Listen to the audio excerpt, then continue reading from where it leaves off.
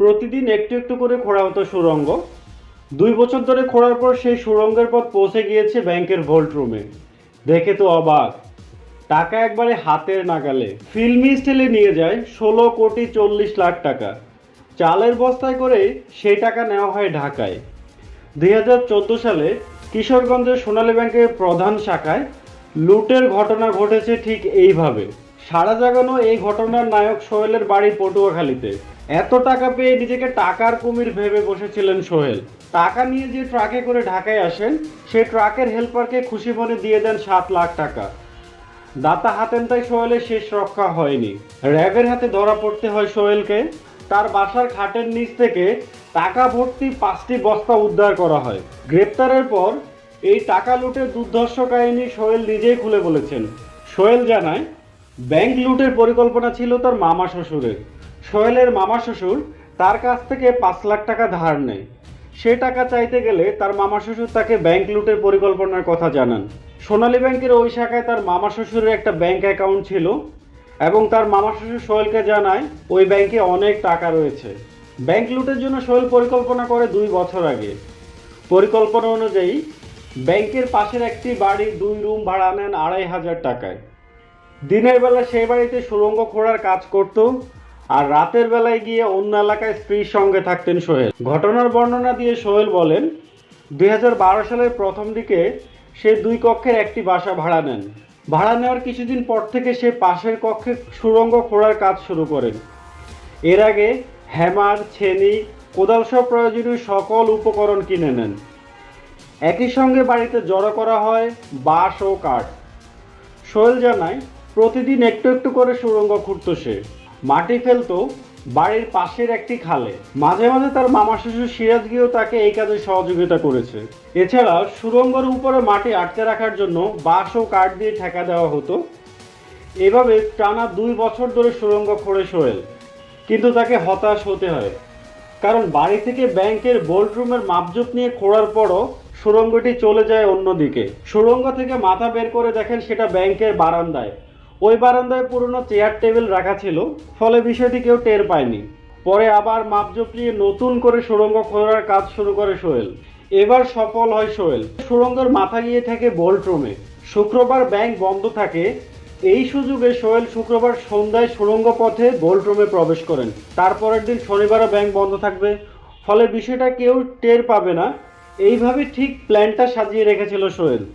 টাকা হজম করার সব প্ল্যানই তার আগে থেকে সাজানো ছিল। বোল্ট রুমের সুড়ঙ্গের মুখে ছিল একটা স্টিলের আলমারি। সাবাল দিয়ে আলমারিটি সরিয়ে সোহেল ভেতরে ঢোকে। এরপর নিজে আলমারিটি সরিয়ে যাতায়াতের রাস্তা আরও প্রশস্ত করে। সোহেল জানায়, তার ধারণা ছিল বোল্ট রুমে ঢোকার পর তাকে আলমারি ভেঙে টাকা বের করতে হবে। কিন্তু সোহেল বোল্ট রুমের ভিতরে ঢুকে দেখতে পান টেবিলের উপরে থরে থরে টাকা সাজিয়ে রাখা রয়েছে। খুশিতে আত্মহারা হয়ে যান বলে সোহেল মন্তব্য করেন। সুড়ঙ্গ দিয়ে বৈদ্যুতিক লাইন নিয়ে বোল্ট রুমের ভিতরে লাইটও জ্বালিয়েছিলেন, কিন্তু বোল্ট রুমের কোনো জানালা না থাকায় বাইরে থেকে সেটা বোঝা যায়নি।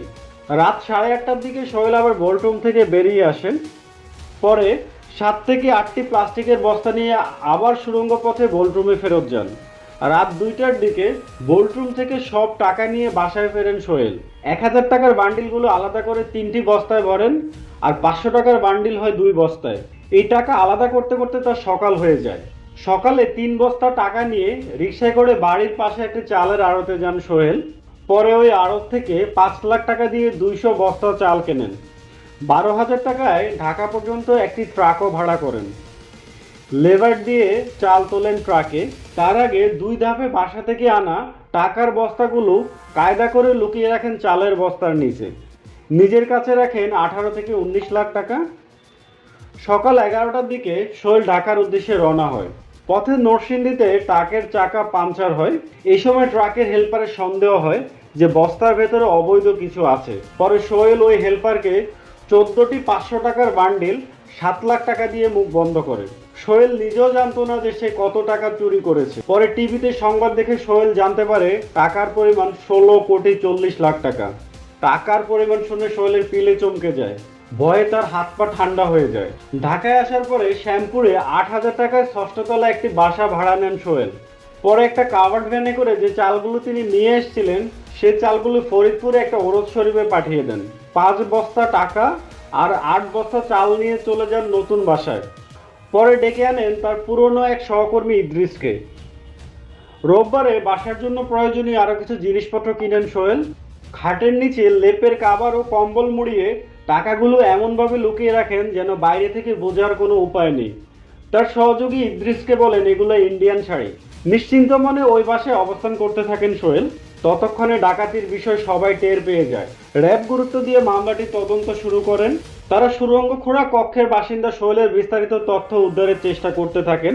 যে ট্রাকের হেল্পারকে সোহেল 7 লাখ টাকা দিয়েছেন তার সূত্র ধরে র্যাব নিশ্চিত হয় ডাকাতির মূল হোতা সোহেল। পরে প্রযুক্তি সহায়তায় সোহেলের অবস্থান শনাক্ত করে র্যাব। দুপুর 2টা থেকে শ্যামপুর এলাকায় অভিযান শুরু করে র্যাব। বিকেলে সোহেলের ভাড়া নেওয়া নতুন বাসায় অভিযান চালিয়ে 5 বস্তা টাকা সহ সোহেলকে আটক করে র্যাব। আটক করা 5 বস্তায় কী পরিমাণ টাকা রয়েছে র্যাব সেটা গণনা করার জন্য পাশের একটা বেসরকারি ব্যাংক থেকে 3টি টাকা গণার মেশিন নিয়ে আসেন। কিন্তু টাকার পরিমাণ এত যে গণনা করতে অনেক সময় লাগবে, তাই প্রাথমিকভাবে টাকার বান্ডিল ধরে গণনা শুরু হয়। বান্ডিল হিসাবে গণনা করার পর সেখানে 16,19,00,000 টাকা পাওয়া যায়। পরে তার স্বীকারোক্তি অনুযায়ী আরও 2.5 লাখ টাকা উদ্ধার করে র্যাব। 48 ঘন্টার কোটিপতি সোহেলের স্থান হয় শ্রীঘরে। সোনালী ব্যাংকের ভোল্ট রুম থেকে 16,40,00,000 টাকার লুটের ঘটনায় সোহেলকে 5 বছরের কারাদণ্ড, 5,000 টাকা জরিমানা, অনাদায়ে আরও 5 মাসের কারাদণ্ড দিয়েছেন আদালত। কমেন্টসে অবশ্যই জানাতে ভুলবেন না যে আদালতের এই রায়ে আপনি সন্তুষ্ট কিনা। বন্ধুরা, মানুষ স্বপ্ন প্রিয়াসী। যার যার অবস্থান থেকে সবাই স্বপ্ন দেখে আরও ভালো অবস্থানে যাওয়ার জন্য, কিন্তু আমাদের অবশ্যই মনে রাখা উচিত শর্টকাটে ধনী হওয়ার জন্য আমরা যেন কোনো ভুল পথে পা না বাড়াই। এই ভিডিওটি ভালো লাগলে ভিডিওটি লাইক করে চ্যানেলটা সাবস্ক্রাইব করে বেল আইকন অন করতে ভুলবেন না।